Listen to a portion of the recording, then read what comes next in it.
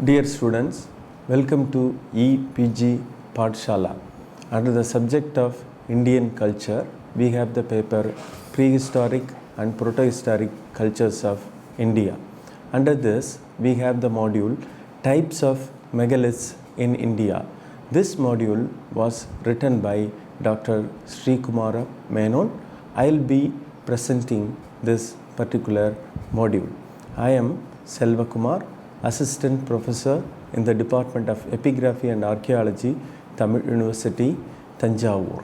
Before going into the megalithic types of India, let's look into the study of material culture. What is material culture? What is typology? Actually, typology is very much related to material culture. Material culture is actually the objects that humans made right from the prehistoric time. Material culture consists of several artifacts produced by people in different points of time. These artifacts are important sources for history. Apart from this, we have written documents which appear after the introduction of writing. So before writing, people were just living their life, producing artifacts and subsisting on various means of subsistence. They were producing lot of artifacts, they were thinking, and they were leading full-fledged life. However, we do not have any written evidence for what they did. So basically, we have to study the material culture, the objects that they produced and used and abandoned, which are found in archaeological context, to understand how they lived. That is why typology is very important. Typology is used for dating in archaeology and also understanding the functions of object. What is a type? The chair in which I am sitting represents a type. You must be sitting on a chair now. Probably it belongs to a different type. Type actually represents a kind of form, a distinct form. One form different from other forms leads to two different types. Types are very important in the classification of material remains. Why there is variation in types? There could be several reasons for this. Cultural reasons, because each culture produces its own form which becomes its own signature. Types are very important in understanding the cultural context. That is why we have to understand the typology of the megaliths. The megalithic types varies region to region. However, there is also similarity in the types. You must have already seen that the megaliths are occurring all over the world.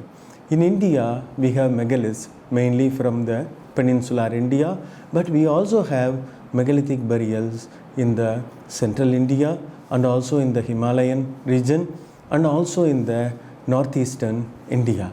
These megalithic burials have several types as well as subtypes, and they are very interesting to look at. Each one of the burials is very distinct and it has a distinct form. By studying the typology, we can define the cultural region. So that is the purpose of studying typology. Sometimes we may not be able to understand the types and their significance. When an archaeologist sees the types, they look very distinct. That is why they classify them under a particular type. In this particular image, we see several types. Yourself can understand that they are looking different, although their function was very similar. The one that you find on the left top is called menhir. Menhir is actually a planted stone. Next to it, in the center on top, is sarcophagus. It is like a coffin, It is like a box and it has multiple legs. The one on the top extreme right is dolmen, a dolmen and with a porthole. You can see a small hole here, it is called porthole. In the lower row on the left, what you see could be a chest. Chest burial is actually a small chamber created using stone slabs. It has 4 slabs on the 4 side and 1 slab as a capstone on the top. The chest burials also have the portholes. The one in the center lower row is called Kodakkallu or Kodakkal. It is an endemic form found mainly in Kerala. One on the lower right is called stone circle. Such circles are found very commonly in India and many parts of the world. These are the different types of megaliths which are commonly occurring in southern India. You can ask why there is so much of variation in the types. What is the reason for this variation? These are some of the issues addressed by archaeologists.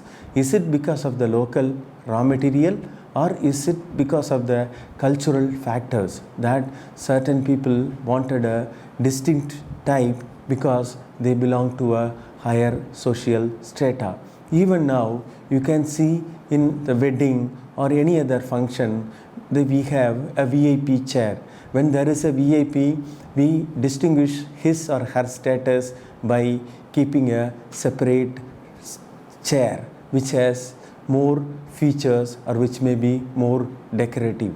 That is how we use artifact to distinguish the function or the social status of the people. In a classroom, the chairs of the teachers will be different in design than the chairs of the students. Clearly, in the classroom, we see the variation in types. The objectives of this particular module is to understand the main megalithic types seen in different parts of India. We also have to understand their broad distribution in different parts of India. So you must have already been familiar with the term megalith and its distribution and significance. Megaliths are actually burial monuments that were erected in India from about 1500 BC. The megalithic burial tradition continued even till the early historic period, maybe 3rd, 4th century of the Common Era or Christian era. However, there is also evidence that the megalithic tradition was practiced by a few groups of people in the remote hilly areas even during the medieval and late medieval and modern periods. Even today, there are certain communities who erect these burials using stones. They may not be very big in size, still we call them as megaliths. In northeastern India, we still have the tradition of erecting megaliths for various purposes. Again, we have to divide the megaliths into 2 categories. One is the burial, the second is memorial. The burial is the one which actually has the mortal remains of the dead or associated remains. Memorials are just stone planted without any kind of associated mortal or physical remains of the dead. And the megaliths were erected for various purposes. Sometimes they were erected in a separate area known as the burial or cremation ground. Sometimes they were erected probably at the place of the dead person, where a person died. It may be because sometimes we find these burial monuments in isolated contexts. Megaliths can be broadly studied by looking at their features. We have certain features visible on the surface. Certain features of the megaliths are below the surface. If we want to completely study the typology of the megaliths, we need to excavate. By looking at only the surface features, we may not understand a megalithic burial in complete. For example, at several sites, we have only the stone circle on top. when you dig the stone circle, you may find a sarcophagus. Therefore, stone circle alone cannot form a burial type. Stone circle with sarcophagus is a proper typology. Sometimes we may find urn burials independently.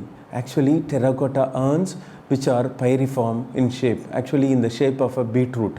They are found and they have a lid on top. Sometimes they are found independently, sometimes they are found within a cane circle. Therefore, we have to correctly describe a burial as a cane circle with urn burial, cane circle with sarcophagus, cane circle with cyst burial. Sometimes cane circles also have one tall stone as menhir. Therefore, we need to carefully describe the megalithic burial types. They are not as simple as they look on the surface. Sometime in Kerala, when they excavated a cane or stone circle, they found a rocket cave beneath. If you do not excavate this particular burial type, you will describe it just as a stone circle. Only when you excavate, you will understand that there is a rocket cave chambers beneath these. So therefore, we need to have a proper excavations and proper observation to understand the megalithic burial types. So we have to look into the surface markers as well as what is buried beneath. Sometimes a cyst burial just appears a little bit on the surface. When a cyst burial fully on the surface, above a rock surface, we call it dolmen. Sometimes the term dolmenoid cyst are also used because the cyst burial is half buried and half above the surface. These are called subtypes within the dolmens. Therefore, in the classification of megalithic burials, we have to look at the main types and also the variation. Therefore, the ideal thing would be to look at the photograph from various angles. Only then we can understand the megalithic burial types. We have several features which are buried in the megalithic burial types. We can classify them into pit burials, chest burials, urn burials, sarcophagus burials. Pit burials are simple pit burials without any receptacles. That means without any urn or sarcophagus. They simply dug a pit and they placed the mortal remains. These types of burials were perhaps the earliest. We find evidence for the pit burials even from the Mesolithic context. This was the earliest mode of burial. You dig a pit and they then place the mortal remains in the pit. Another possibility is that sometime within the pit burial, people might have placed a wooden coffin. If the wooden coffin is decomposed, we may not find any evidence for that. There is also a possibility that people were using wooden coffin or wooden casket, or sometime they may have kept the body wrapped in a cloth. But we cannot understand all these without proper study and analysis of the materials or ethnographic parallels. Cyst burials are the next categories. You can also include dolmen under this category. Cyst burials are actually formed by placing loose stone slabs in the four sides and one slab on top. Urn burials are another important burial types. Probably urn burials were practiced right from the Chalcolithic period, probably from the day humans began to make pottery. They can be considered as the second oldest after the pit burials. Urns are actually pots or jars made out of terracotta. People made clay jars or pots and then they fired them. As a result, they got a jar which is called urn. And the next category is sarcophagus. Sarcophagus is like a bathtub or like a coffin. It is made of terracotta. Sometimes people used these kind of sarcophagus for the burials. We also find this particular type in large number. Now let us look into the cyst burial. What is a cyst? Chest is an underground stone-lined chamber, maybe marked by cairn or menhir or stone circle on the surface. One of the stone slabs forming the side of the chamber orthostat may have a porthole in it. Each slab is called orthostat. They are placed in each direction. The particular image you have is from Bandipur, from Karnataka. We have only 3 slabs planted. We do not know if it originally had a capstone. The stone that is on top is called capstone. Probably that is lost. Here we have only 3 slabs, and it is almost buried, maybe 10 or 50 centimeters or above the ground. That is why it is called chest burial.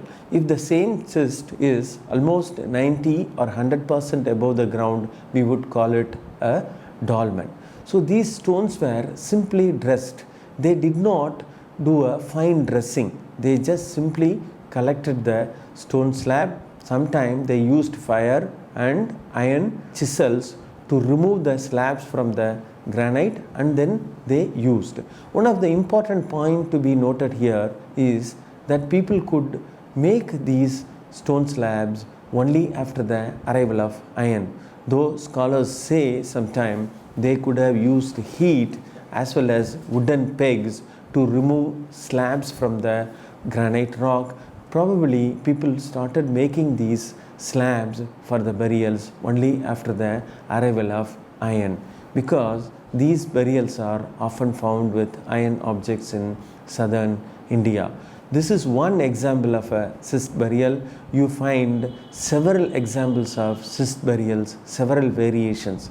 In some areas where they do not have rocks which can be made into fine slabs, they have simply used huge boulders as chest. Sometimes you can find this in the southern part of Andhra Pradesh and also in northern part of Tamil Nadu, close to the east coast. One of the important site here is the Sanur, which was excavated by Archaeological Survey of India, where you find schist burials made out of huge or large boulders. You do not find any evidence for fine or thin sliced slabs here. Urn burial was one of the common burial types because it is easy to make urn. The effort required to make an urn is less when compared to making a schist burial or dolmens. Some of the dolmens and schist burials are as big as a room. Sometimes they may be 10 feet in length, 10 feet in width, 5-6 feet in height, or sometime more. To make such a large schist burial, one needs a lot of labor. However, the urns are very easily available in the market. Probably people collected them or bought them from the potters and simply made a burial. Again, we need to ask why there are so many variations in burial types.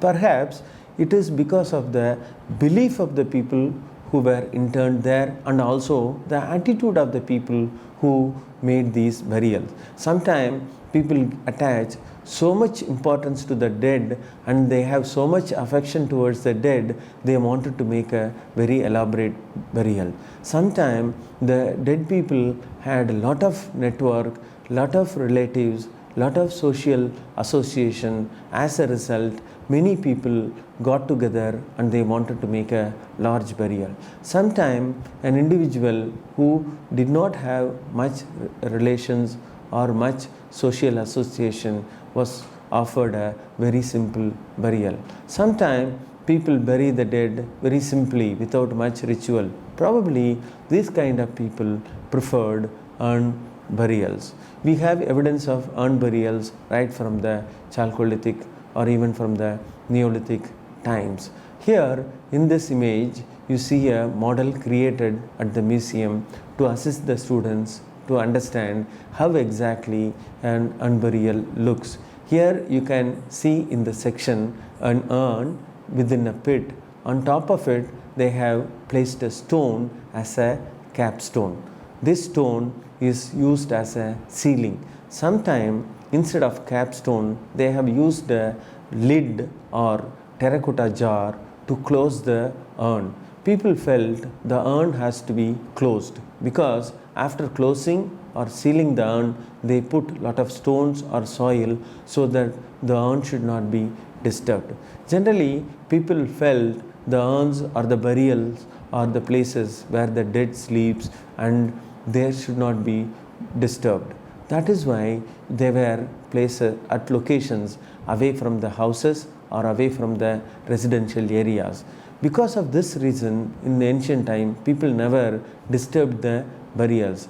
Even in Kerala today, sometimes people worship these burials and they say that they are sacred and they should not be disturbed. That is why we still have many burials preserved in many parts of India. However, several burials have been destroyed because of the developments and modern activities. People who initially gave a lot of respect to the burials later on wanted land for agriculture and cultivation. They simply used the bulldozers to destroy them.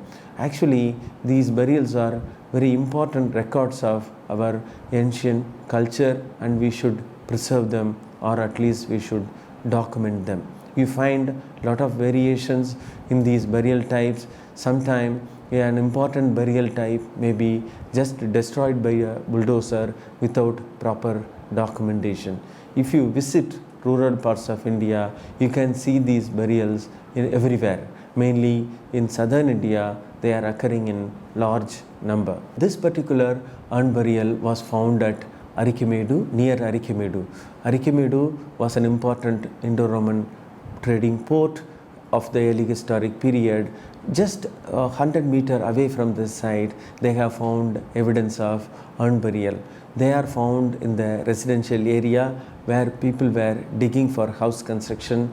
They came across this particular burial. So these kind of burials can be found in different parts of India. Even today, when people dig for agricultural or cultivation or for household purposes, they find these urns. Sometimes they have skeletal remains, sometimes they have valuable objects. Sometimes people simply throw these skeletal remains, but they can tell a lot about our past lives. Therefore, if you find any skeletal remains from the archaeological site, if you find any of them from the accidental digging, you should report them to physical anthropologists who can study their various anthropological aspects as well as biological aspects to understand the past ways of life. What you see here in this image is a sarcophagus burial. Sarcophagus is actually like a bathtub. It can be compared to modern coffin. In the megalithic period, they had multiple legs. They also had lid on top. Some of the sarcophaguses are very interesting. Some of them are in the form of animals. They are called theroanthropomorphic figures.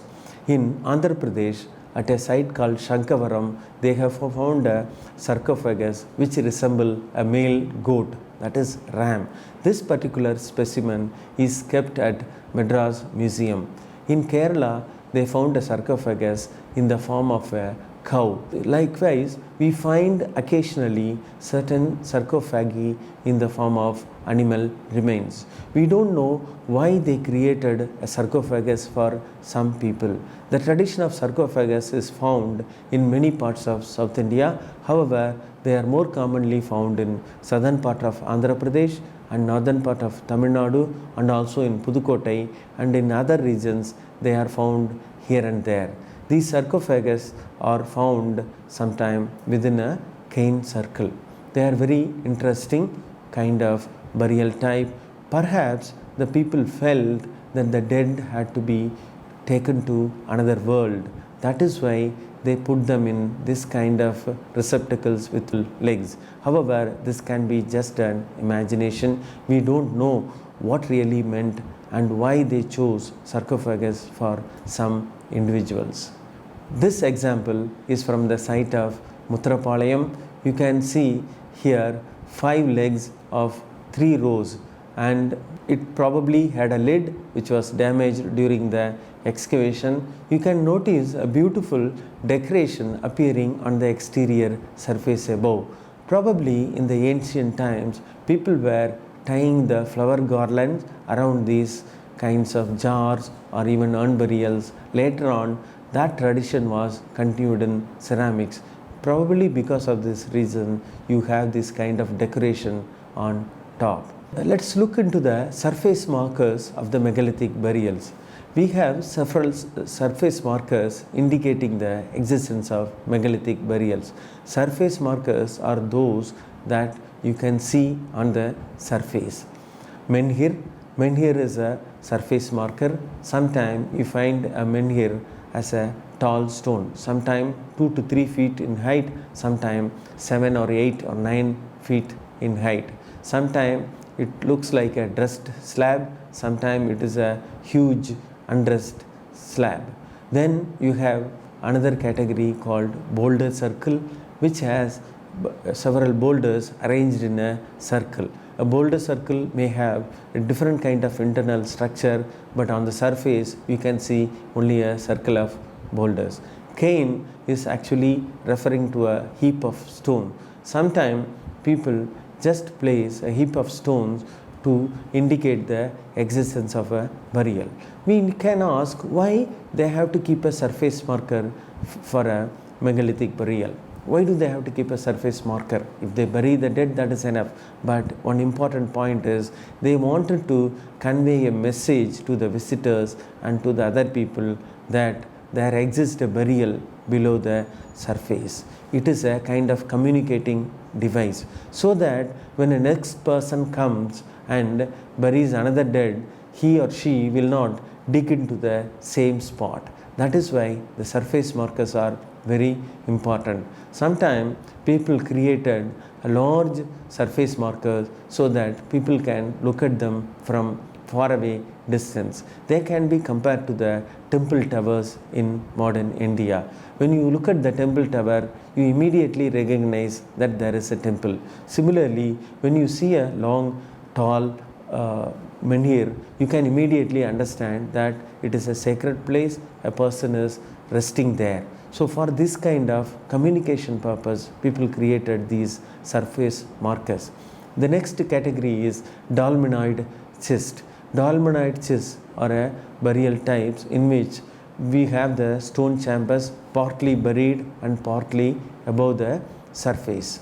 Dolmen is another category. It is a variant of dolmenoid schist, but here the dolmen is completely above the surface.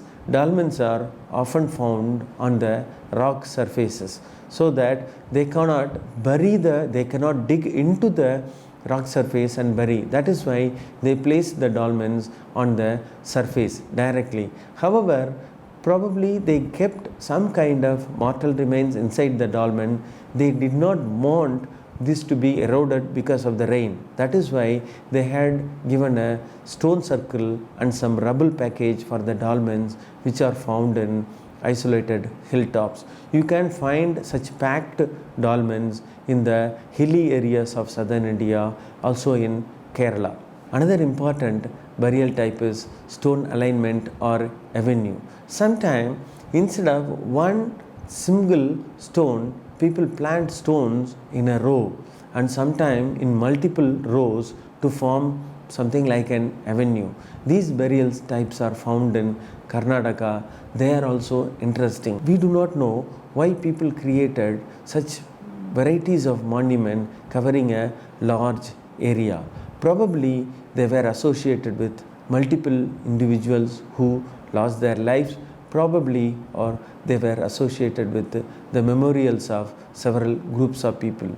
We do not know their real significance. We do not know if they really had any kind of astronomical significance also. Apart from these common forms, we have certain endemic forms which are restricted to certain regions. For example, we have Kudakkal and Thoppikal, which are mainly found in Kerala. We will be discussing them separately in another module. Now, let us look at the images of some of the burial types. What you see here is a menhir of very short height. Menhir is actually a single erect slab or boulder marking the spot of a burial or serving as a memorial. Maybe it is a part of stone alignment too. See here you have to note the term burial as a memorial. Burial is separate, memorial is separate. Burial actually refers to the place where the mortal remains of the dead is found. Memorial is just a stone placed in memory without any evidence for actual physical or mortal remains. Sometimes these menhirs could be also part of the alignments. If people have removed the other menhirs, you will not find them. Therefore, we need to be very careful when we document them at a particular site. When you find one menhir, you should look for other menhirs and try to understand if they are forming any alignment or any other particular pattern. Sometime when you explore a large area, you may be able to understand the pattern in their distribution. What you see here is a tall menhir, one from Karnataka, other from Bursahom. They are tall erected stones. Actually the term Nadukal, which is sometimes referred to as Virakal or hero stone, evolved from this menhir. Initially the menhirs were erected for all kinds of people probably, and later on only heroes were offered such stones. We can say some people stand tall. Probably they had this idea, some people stood tall even after the dead. We don't know if the megalithic people erected menhir only for certain kind of people who did heroic deeds. Unfortunately, we don't have any written records. It is also possible that the megalithic people erected such stones only for certain type of important people, because they are not found in large number. They are found in very few number. In a burial site, when you find cairn circles, urn burials, sarcophagi, you find sometime only one or two menhirs. What does it indicate? Probably these people were very important, but we cannot confirm it unless we have other forms of evidence. Boulder circle, this is also another important burial type. It is found very commonly all over southern India, because at the areas where people did not find other kinds of material, they simply use these stones to mark the burial. They are circular in shape and they don't require much effort to be dressed or to be worked. People simply collected the stones and placed around a burial. It may have a pit burial or chest burial or other forms of burial types below. What you see here is actually a heap of cane within a stone circle. Sometimes people placed lot of cane packing between the circles. We don't know why. At some site we find only a simple boulder circle or stone circle. One of the reason could be the local terrain. The local terrain, when it is hard, it is difficult to dig a deeper pit into it. That is why people simply place the burial and other grave goods just after digging a little bit or just on the surface. Then they place the stone circles and they had to pack the burial with rubble or small stones so that they will not be disturbed by the activities of rain and other factors. That is the reason why we are finding these kind of packing of rubble at certain sites. This is treated as a separate burial type. You find this kind of burial types all over southern India. This particular example comes from Vidarbha in Maharashtra. Another example of cane with slab circles, and you can see the loose cane. They are found all over. Sometimes they are so disturbed you may not be able to understand their existence. You have to carefully look into the area to identify them. These two examples are from Karnataka. sometimes when people place few heaps of stones, limited stones, they are easily destroyed by the later activities. Only by detailed surface exploration you can identify these cairns. Sometimes you may have to actually excavate them to identify if there is any burial really beneath the surface. This is a dolmenoid chest. A dolmenoid chest is a rectangular chamber erected, partially sunk in the ground and made by 3 or 4 vertical slabs. They are called orthostats. One end of these slabs are set in the ground. The other end is above, surmounted by a capstone. In case of closed chambers, one of the orthostats may have a circular, semicircular or U-shaped, rectangular or a crude porthole in one of the orthostats. Some of the dolmens have only just 3 stones. One entrance is open, which is actually called as an entrance or passage. Probably people felt these were the residence of the dead people. That is why they felt some entrance has to be given. Some of the dolmens have all the 4 sides closed with one slab on top, and these chambers have a porthole. What is a porthole? What is the function of the porthole? Portholes are considered to be some kind of opening for entering into the tomb. Some people believe that they could be due to the belief in soul. They think that this porthole was given for the movement of the soul into the chamber and for coming out of the chamber. We do not know whether the prehistoric people really meant the porthole for the movement of the soul. Sometimes it is said people offered some certain goods or certain objects after the erection of burial to the dead through these portholes. The portholes are facing various directions, and we do not know if the portholes orientation has any significance. However, they are not found in all the chambers. They are found in only certain chambers. We also see a lot of variation. Sometimes they are circular, sometimes they are rectangular, sometimes they are trapezoidal in shape, sometimes they are in the shape of keyhole. We don't know why people gave this porthole, but interestingly, we find such portholes in many parts of the world. But they are an interesting phenomenon in the megalithic typology. Dolmen is another important burial type. As I mentioned earlier, dolmens are found above the surface. They intentionally place the dolmens on top of the hills. Perhaps people felt they have to be noticed by travelers and people who were moving around.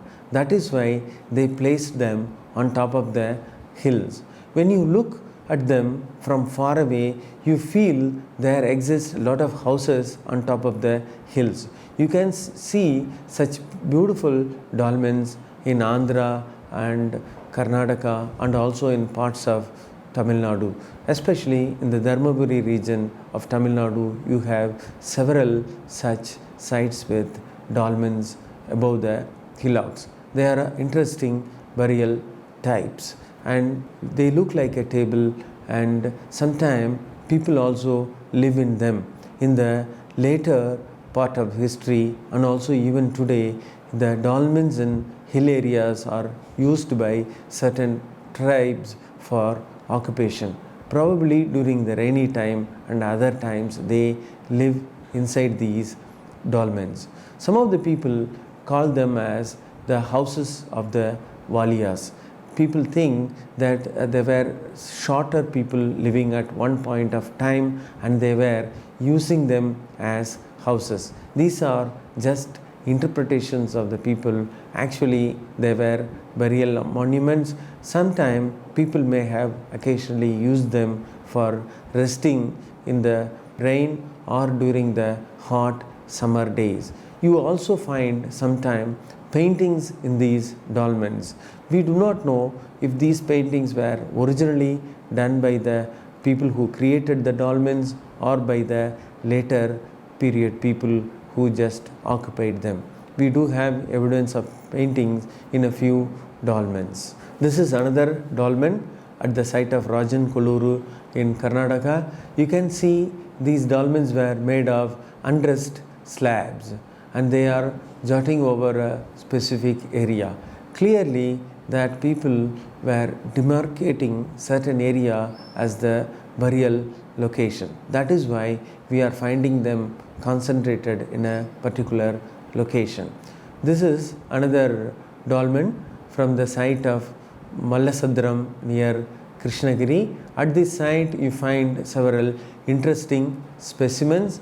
Here you can notice that around the chamber they have planted tall stones which sometimes we can call as menhir in three directions. One direction is open. You can see these stone slabs are carved into circular shape. We don't know why they did that. This is one peculiar feature found in this particular site. You can see the porthole facing one direction. This is another dolmen with passage and porthole. Dolmens also have something like a passage which indicate that the way to enter a particular dolmen. They are also found at several sites. This is another dolmen which is made of poorly prepared slabs. You can compare this with the previous examples. In the previous example, people spent a lot of effort to carefully carve the stone slab and create a burial. In this case, we see a very makeshift burial. Even today, we can notice sometimes people create a burial for some important person with a lot of preparation. But some people are buried simply without much preparation. Probably these are the factors causing variation in the burial types in the ancient period also. Rock shelter chamber here. Here you see another variation in the burial type. Here they have created a chamber using a boulder, and sometimes they have also used the chipped stone as a packing. Sometimes you have this kind of burial types also. People are making different kinds of variation from the standard burial types. This example is from Hairebenkal, Karnataka. Here you have a stone alignment. That means the stones are placed in an alignment in a definite geometrical pattern. So this is also one of the important burial type. However, it is not very commonly found in southern India. They are found at only a few sites. They are very important for understanding the past way of life.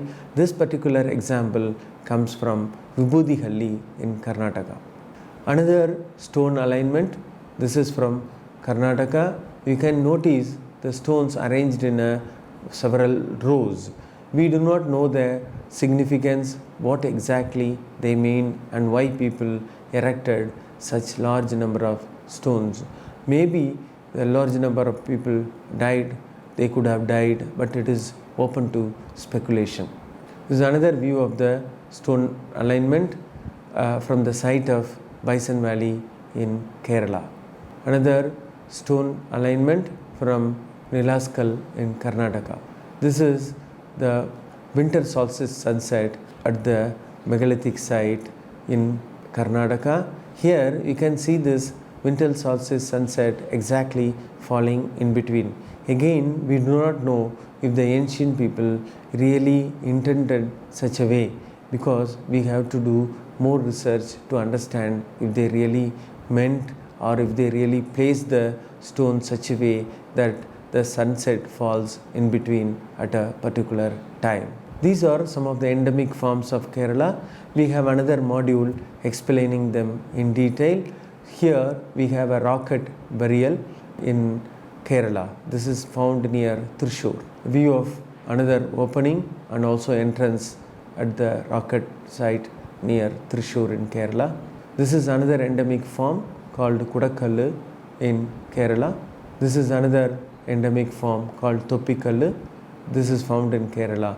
We will be looking at these monuments in detail later. Thank you for listening to with a lot of patience. I hope you understood the basic concepts of typology as well as the megalithic burial types. If you have any doubts or queries, you can consult the e-text, and also you can refer to the PowerPoint. There are several publications available. You can consult them too, and thank you.